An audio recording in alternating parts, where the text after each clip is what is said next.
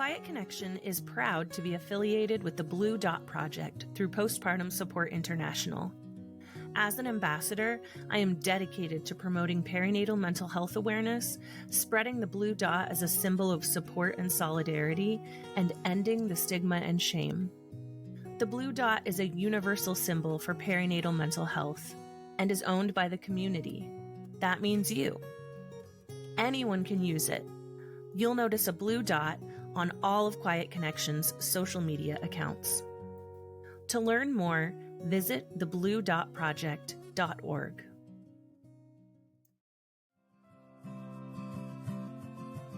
Welcome to Quiet Connection, a podcast dedicated to ending the stigma around perinatal mental health. Today, I'm connecting with writer and mental health advocate Sarah Michelle Sherman. Living with bipolar 2 and ADHD, Sarah pulls back the curtain on the impossible job of parenting while managing mental illness. From navigating the grief of miscarriage to the stigma of choosing medication over breastfeeding, Sarah's raw honesty serves as a lifeline for anyone feeling alone in their struggle. I do want to mention that this episode contains candid discussions regarding pregnancy loss, suicidal ideation, and intrusive thoughts, so please prioritize your well-being while listening. Here's Sarah. Hello. Today, I'm here with Sarah. Sarah, how are you? I'm doing well. How are you?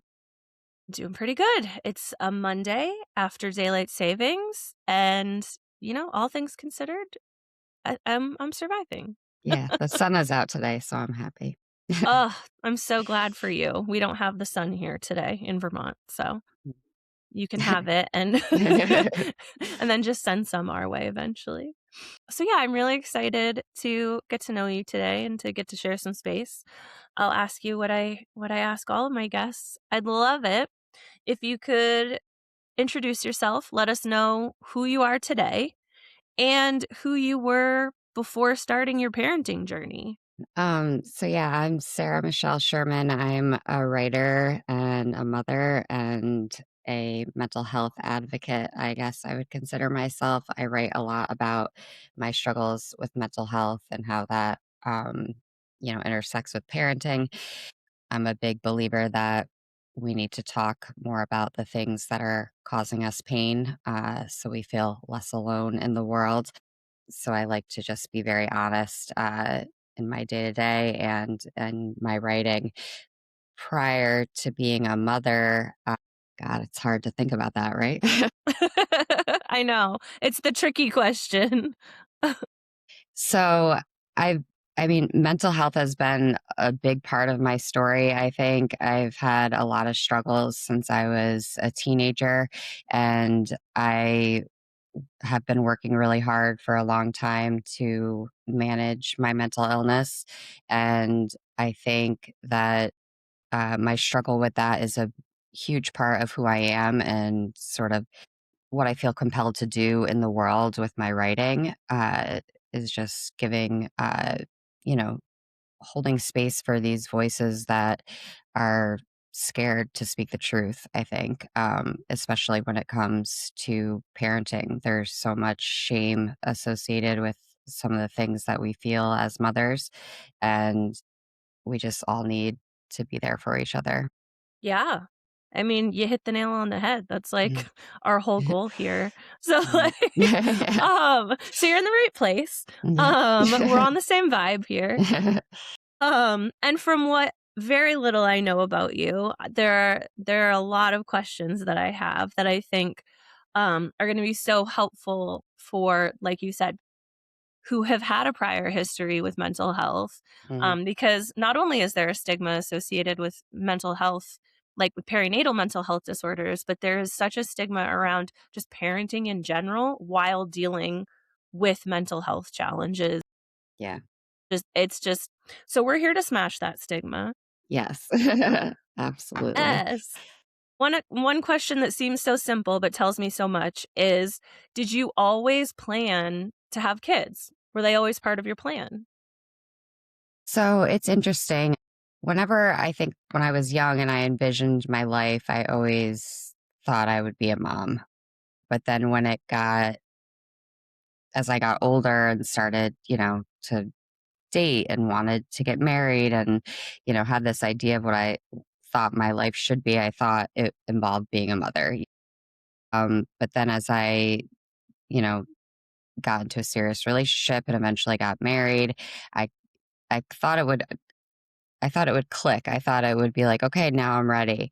Um, and I remember want to have children. I was like waiting for that, the feeling that so many women talk about having, just this, you know, innate desire to be a mother and to take care of a baby. And I didn't have that, which I felt guilty about for a long time, not only because of, the man I married was very much wanted children and was very upfront about that from the very beginning. So, I was struggling with, not only do I feel like I sort of owe this person who I, made this commitment to, you know, I have to try to have children. But I was still missing what I thought I was supposed to have, which was that just, I don't know what it is, but I didn't have it. And so it scared me a lot. Yeah. I think, in getting married and wanting to build a family, um, I got on board with the idea. I think, my mental health stuff was a big part in all that too, because I felt very strongly that I had to have, a good handle on myself before I had any business bringing a person into the world. So I wanted to wait until I had gone had a very long stretch of time without any big, um, drops in my mood or any, manic episodes, things like that. Um, so it was hard. And then when I came around and we decided we are gonna try to have a baby, I had a miscarriage the first time. And that was, horrible because you go from this person who's unsure and then you go into being super excited and planning and feeling like you're growing this life. And then it's, everything changes whether you are taking it slow or not. Your mind is skipping, days and months and years ahead. And I worry about everything I think in life. But for some reason, when I got pregnant the first time, I didn't worry about having a miscarriage, which was a strange thing to me, to realize afterwards. Like, how had I not even thought about that, especially, and after going through it, learning how crazy common it is and how many people are going through it and how many people are not talking about it. Really, it just opened up a whole other area for me to explore. Yeah. You touched on so many things that I want that I want to explore a little more. One, and I'm so glad that you mentioned it, is that miscarriage is so much more common than is talked about. And I think just like you said, especially as first-time parents when you're trying, like you don't go into this journey with that thought in your head. Right. And especially for you, and this resonates with me deeply, the like I didn't feel that innate like, all right, it's time I want to make a baby, like it's time to Right. do that. Um but then when it happens, right? Like you plan a future. You kind Right. of can't help it.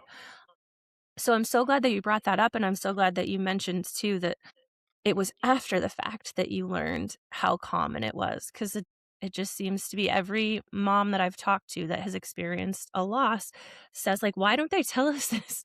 But Right. we're all taught in, like, middle school and high school, right? Like, "Don't have sex, you're gonna get pregnant." Right. But no one teaches us, like, how complicated that actually is and how complicated it is to maintain a pregnancy, and Hmm. so, yeah, it's definitely something that needs to be talked about more. And then I was absolutely going to ask you about the impact of your mental health in terms of your decision into starting a family. What I know that you said that played a part and you wanted to become stable. So, do you want to talk a little bit about specifically what mental health challenges you face Yeah. on the day to day? Yeah, absolutely. So I'm diagnosed with bipolar 2 and ADHD.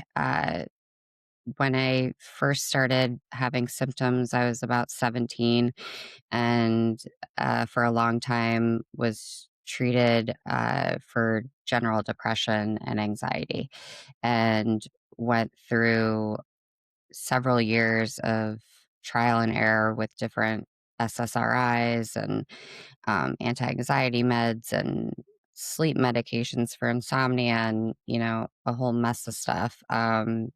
Starting stuff, weaning off of it, trying another one. It was a long struggle. Eventually ended up finding my way to this psychiatric nurse practitioner who was the first person to ever really, or I felt to really ever listen to me and get the whole picture, was extremely thorough. And she was the person, this was almost 10 years after I had first started taking medication for depression. She gave me the diagnosis of the bipolar and the ADHD. And that completely changed my medications, and it changed my life. I think it saved my life. Getting the correct diagnosis and therefore getting the right medications was, game changing. But it's a struggle. Most of my stuff is presented as real bad bouts of depression. I've never had like a what they would consider a full blown manic episode, but I've had a lot of hypomania, uh, which presents in all sorts of different ways. It can be shopping too much. It can be rearranging my furniture in my house. It can, present as many different things. So it makes it hard to recognize sometimes.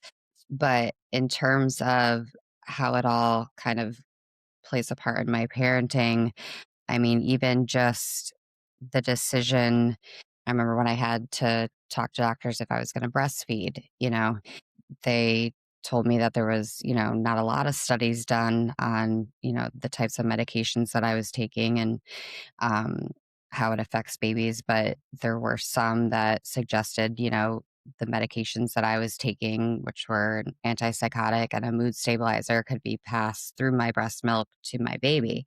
And, they weren't sure what the, effects of that could be. There just isn't enough, research. No one wants to be a guinea pig for that. No, Um, yeah. so I made the decision to not breastfeed.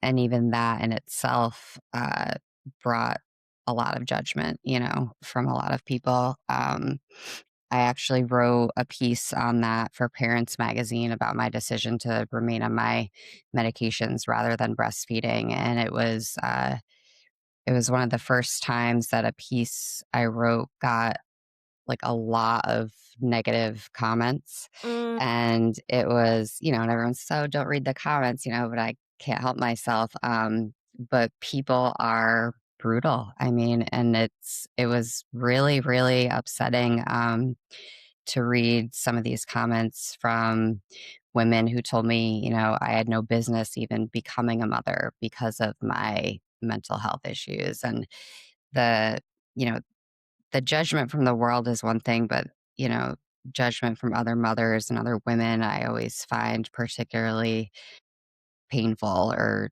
just it's gutting. I just think we have to do a better job of supporting each other and lifting each other up. And it's, it's the most impossible job to do, even if you have the healthiest mind. And I think that we're just trying, like we're just trying every day to show up and help our children become good people and, kind people. And it's impossible. It's the hardest thing ever. it is the hardest you thing know? ever. It is the hardest thing ever. And I feel like there are so many parts of motherhood that's everybody has an opinion on. But I think one that just comes back and never seems to go away is the whole feeding, how you feed your baby. For some reason, that one just will not go away. Um, Everything else seems to come and go in cycles. Like you should co-sleep, you shouldn't co-sleep, or Right. you should swaddle, you shouldn't swaddle. But feeding, everybody's got an opinion on it. Yeah. I so admire you writing your piece about it because and that's the thing. It wasn't just about should I bottle feed or should I breastfeed? It was Right. I need to take care of my mental health so Right. that I can be a good parent. And this is why I chose the path that I chose. So, Exactly. and I also feel you with the don't read the comments thing. I have a very hard time not reading the Yeah. comments. So, Yeah. um, yeah, I applaud you for writing about that. I also, like I said, I was so drawn to you because of your advocacy and because while a lot of the parents that I talk to have experienced things either during pregnancy or after birth, it's not as many that I get to talk to who have a prior history of mental health challenges and then continue that into their journey. So I love getting this perspective. Um, I'm also a mental health warrior. I mean, again, it's not about me, but it hits home. Yeah. So, um, well, I'm taking us back again a little bit.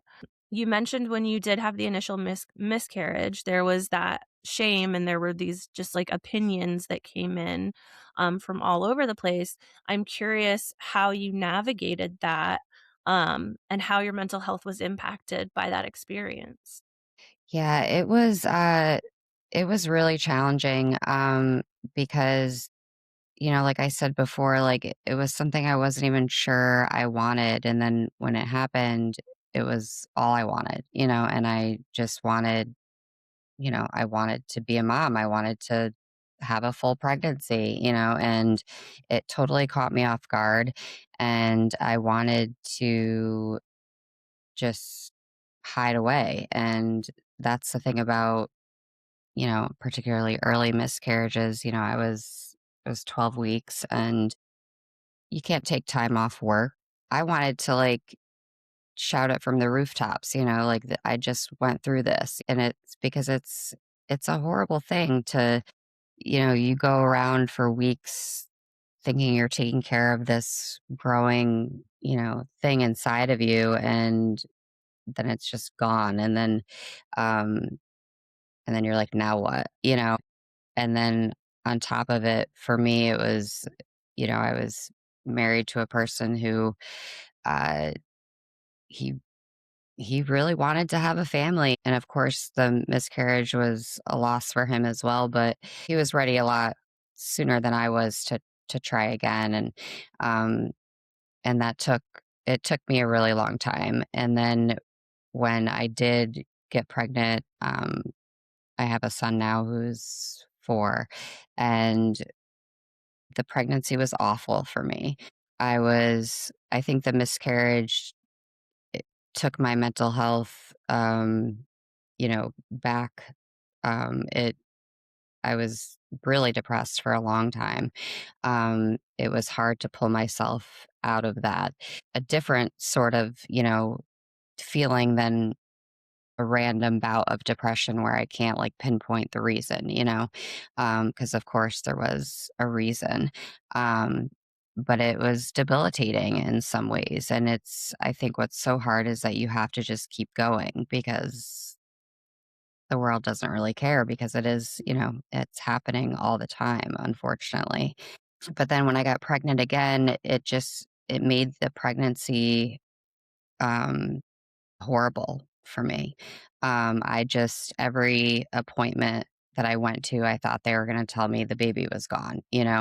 I didn't want to, plan, a big announcement. There was this whole situation around, when I was pregnant at Christmas time and I, said I didn't want any gifts for the baby, Mm, mm-hmm. um, because that had happened the first time, like, people had gotten little things like gone on a trip and knew I was pregnant, so buy me a little, something for the baby. And so the second time around, I said, I don't want any gifts. I don't, I kind of wanted to pretend it wasn't happening as much as it was all I was thinking about. It was hard. It was really scary. I hated being pregnant. I hated every second of it. I hated it physically. I hated it mentally. It was not, yeah. I was not one of those women who loved her pregnancy by any means.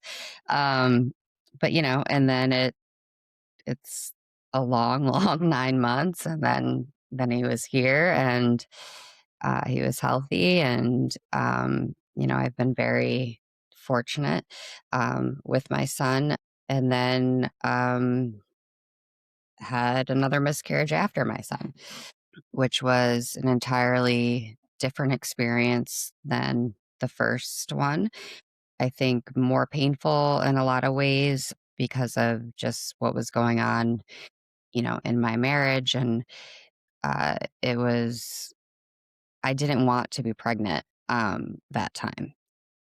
And that was a horrible feeling to have. I mean, I think I knew at the time that my marriage was on its way out.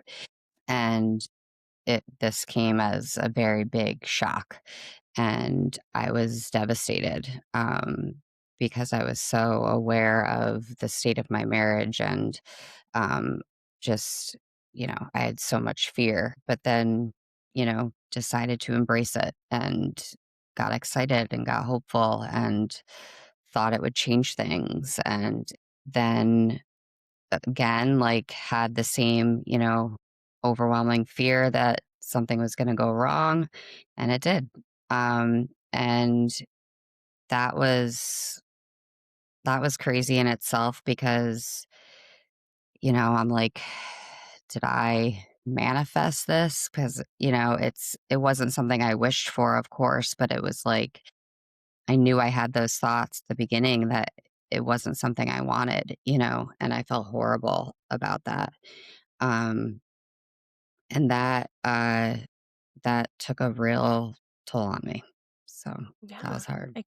I can imagine, and I so appreciate your honesty and your vulnerability, and it's as you were saying it, I think a lot of people who struggle with any sort of, like, mental health disorder, especially, related to anxiety, there is it's like that magical thinking, right? Like, when something goes wrong, you think you created it because you think you manifested it, and that's such a heavy, heavy thing to carry, and in this space, I'm telling you, there is no shame and there's no judgment in being feeling your feelings, and if especially with where you were at the time, like, if a pregnancy was not something that you felt was what you needed in your life at that moment, no shame, no guilt, and at Right, the same time, I hope my hope for you is that you can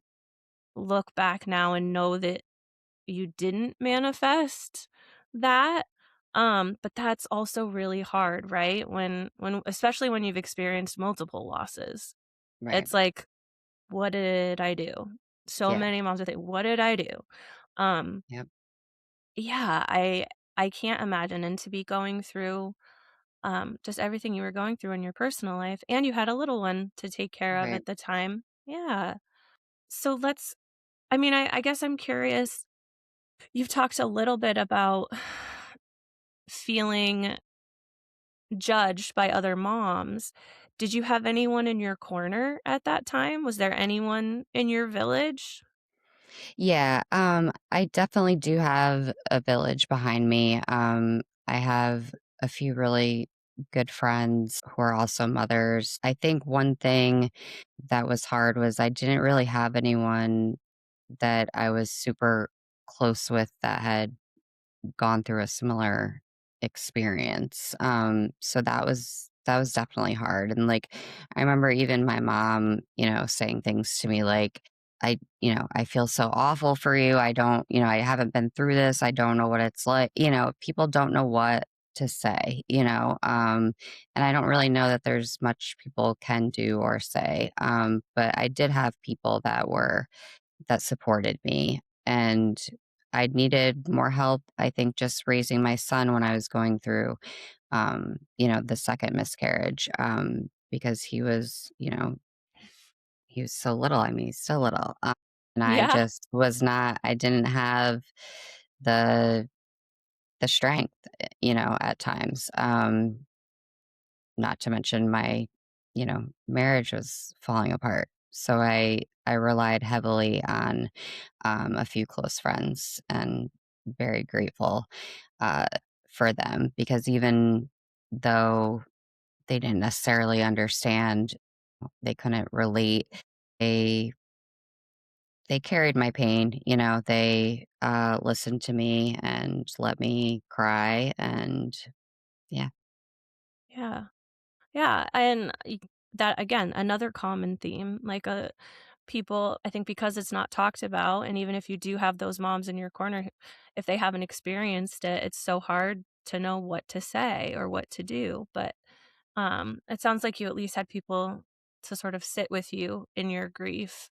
I'm gonna let's pivot, like, a little bit, I guess, because like you said, you talked about you relied on people, especially during your second miscarriage, just with where you were in life.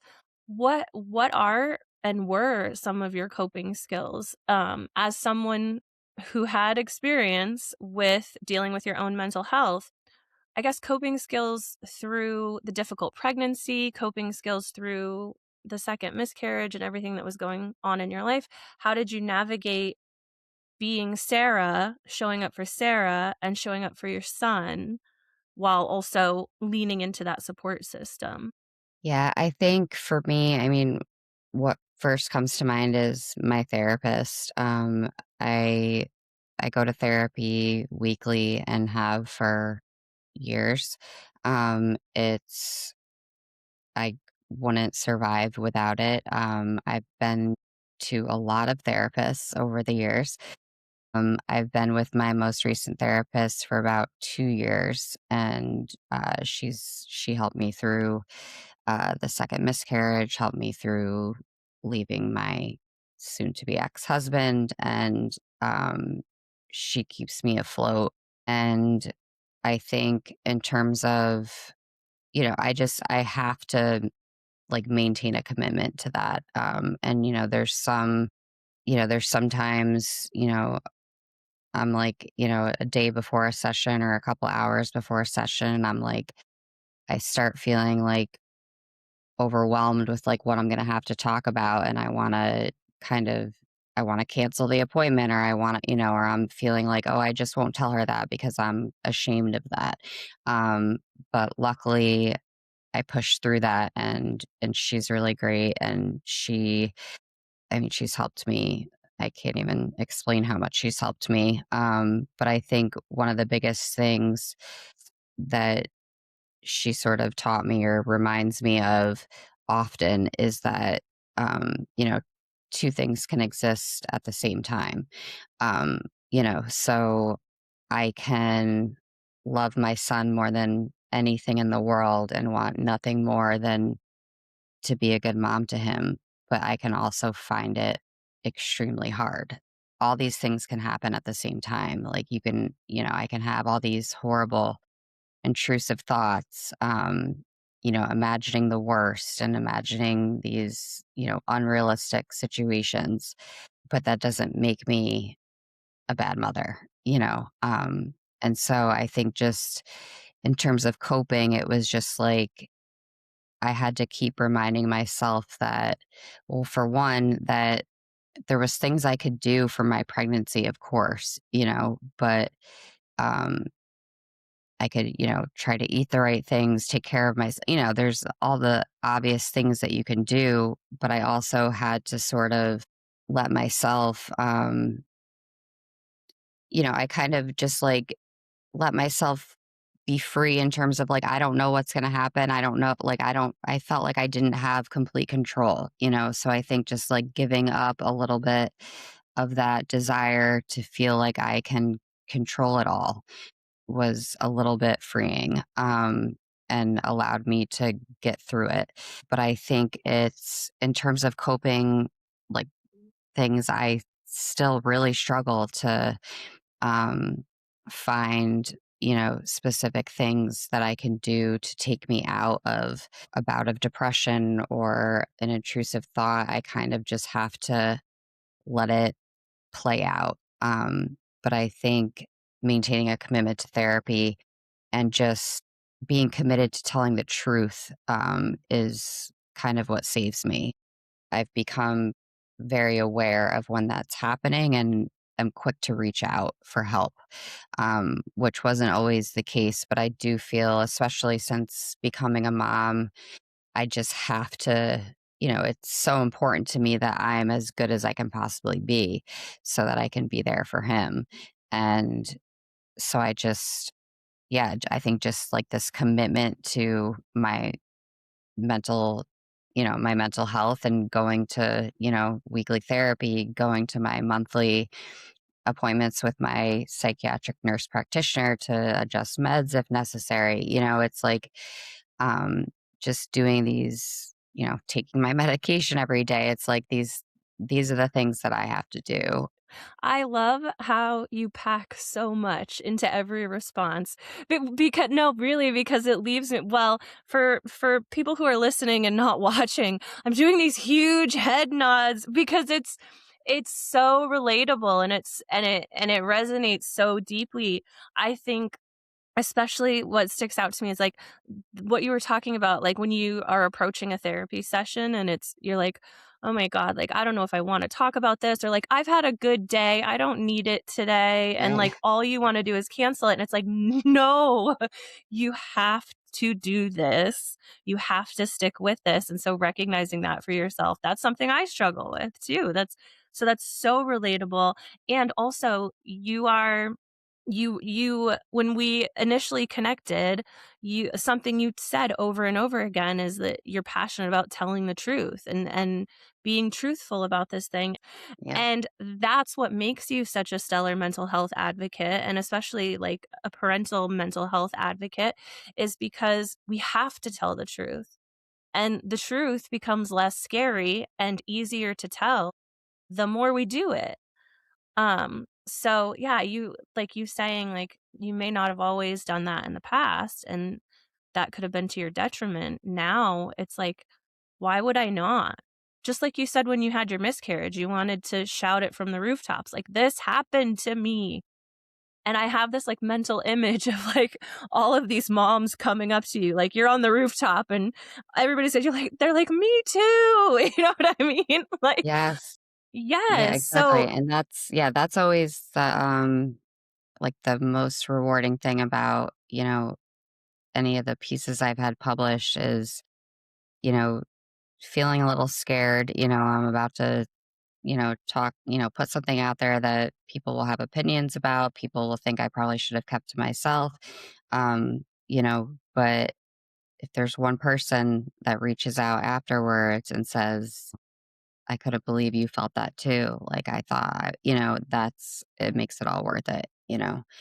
Um, yeah. yeah. Yeah. That's 100% it.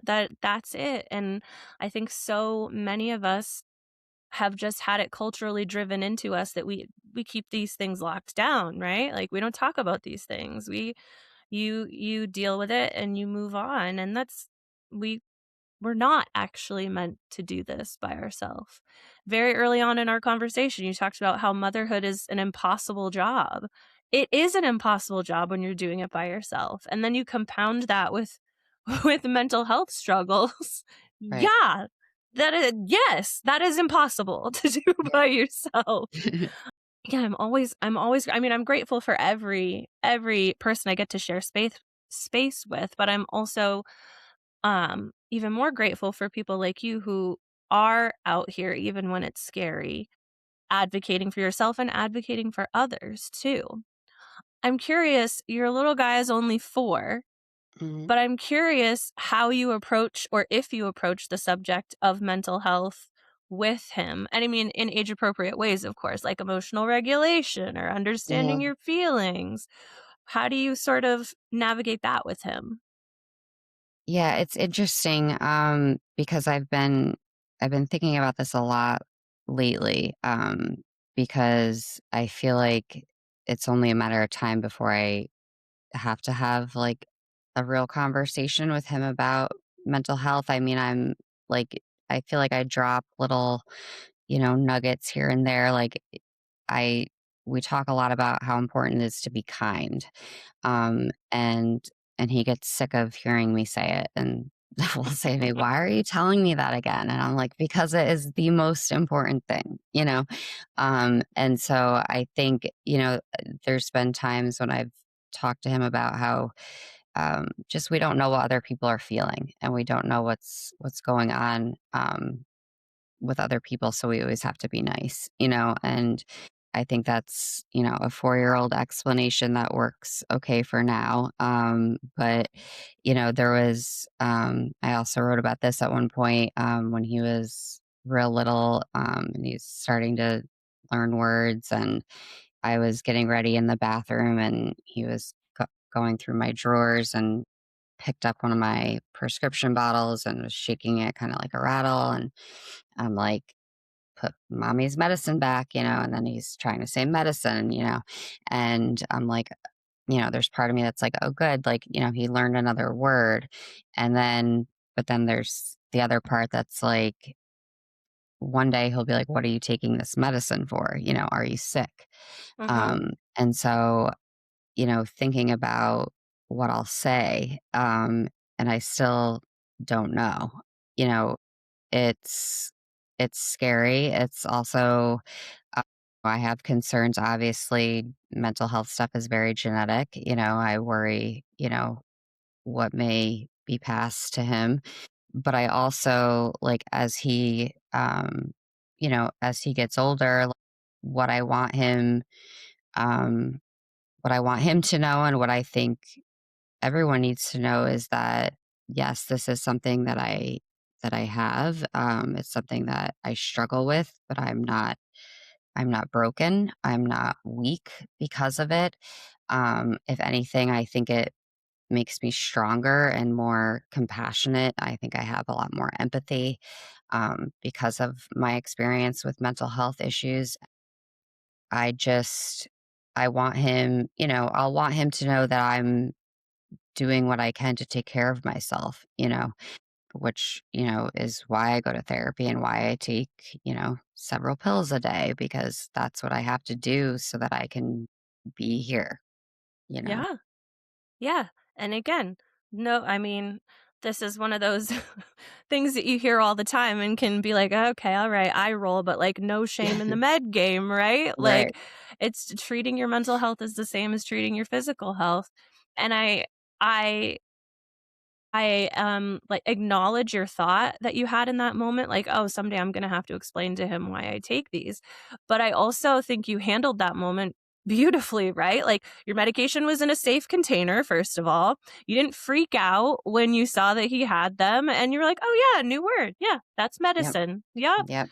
And I'm assuming you can correct me if I'm wrong, but some of these things must be somewhat normalized. Like he may not necessarily know that like you go to therapy once a week, but there's a time when you're not there once a Right. week. So, right? Like so and he sees you taking your medication, which one day you Hmm. said you're going to talk about. So these things are already kind of sort of being normalized for him. Right. Which I think will be to your benefit when the day comes if he does have questions or when you do Yeah. want to talk about it. I try so hard to not infuse my stuff, but I have a 3-year-old. I have a 3-year-old and a 10-year-old. And my 3-year-old is very curious because mommy takes medicine and I take medicine for my mental health and I also am disabled, so I have to take medicine for that. And she has started going, "Can I have my medicine?" And we're like, "You can have your vitamins. Right. Like you don't have any medicine." Right. Um but it is so normalized for her that, like, when the alarm goes off, mommy takes her medicine. Right. But yeah, she's like, "Where's my medicine?" It's like, "Well, you could take your vitamins." But I think that's healthy. I think I that's think a it's healthy good. Yeah. curiosity, right? Hmm. Yeah.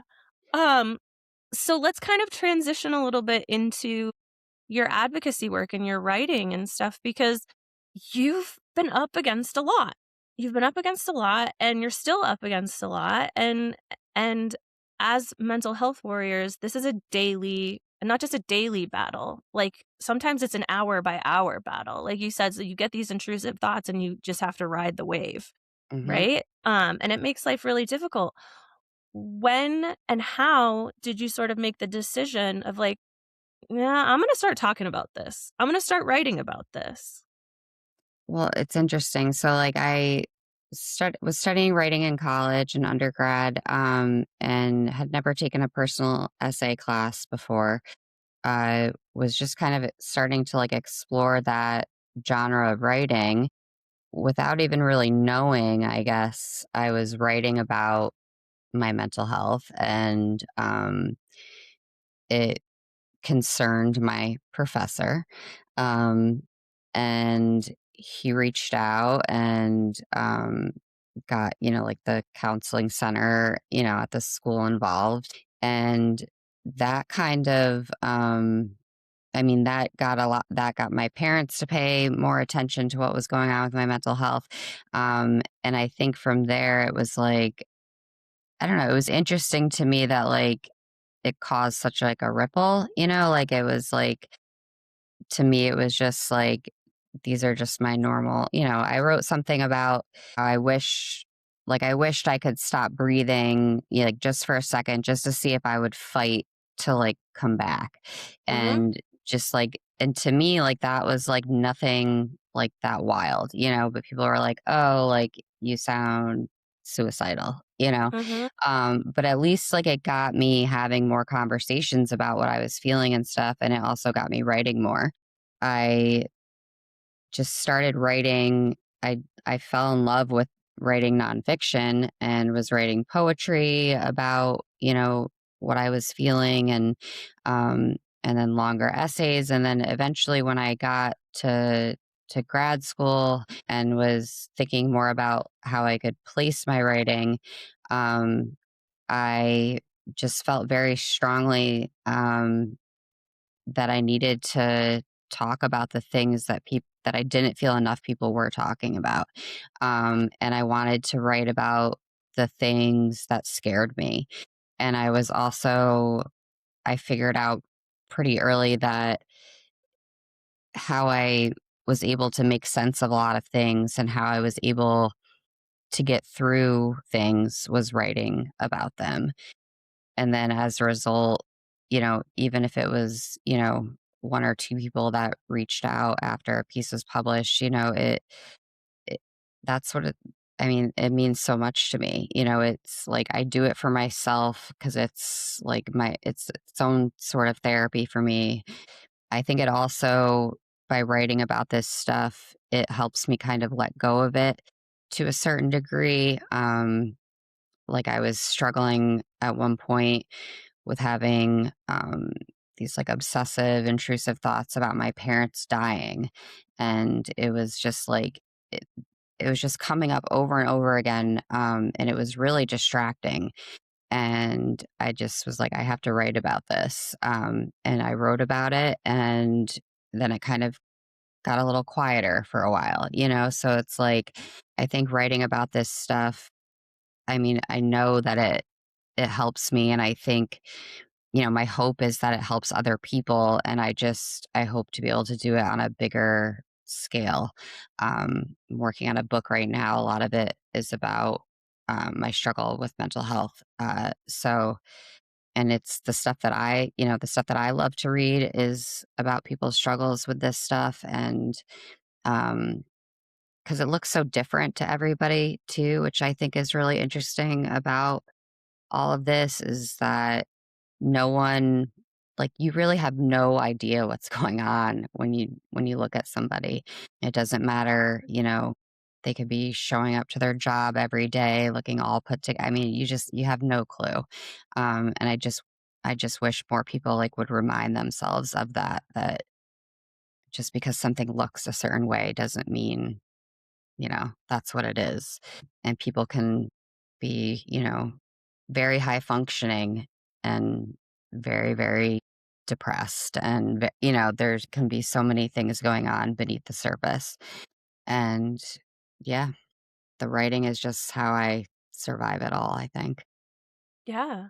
Yeah, and like you said, like, everybody experiences it so differently, but there are always these little tiny common threads. So even though, like, your experience doesn't look exactly like my experience, and then, like, the next person that I speak to, that there are always these little tiny threads, and it's that those moments where you can, like you said, you love to read other people's perspectives because I mean, for me, it's like, oh, I feel seen.